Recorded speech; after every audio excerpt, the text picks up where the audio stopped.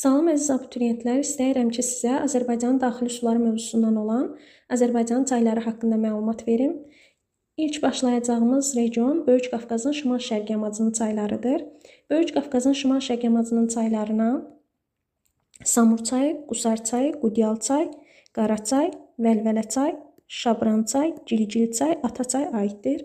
Bu çayların hər biri Böyük Qafqaz dağlarından başlayır və Xəzər dənizinə tökülür.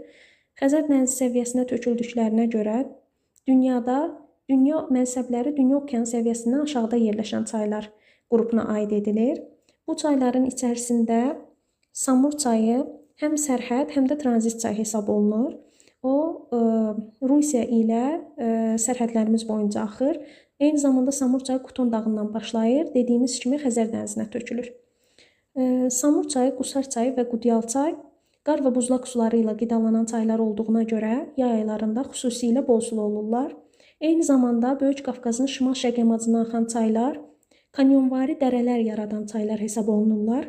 Bunun əsas səbəbi Böyük Qafqazın yumşaq əhəng daşı olan hissələrindən keçmələridir. Eyni zamanda qeyd edə bilərik ki, Böyük Qafqazın şimal-şərq yamacında yerləşən çaylardan olan Vəlvələ çay üzərində Afurca şəlaləsi yerləşir. Böyük Qafqazın şimal-şərq yamacına axan çaylar haqqında olan vacib məlumatlar bu qədərdir. Təşəkkür edirəm dinlədiyiniz üçün.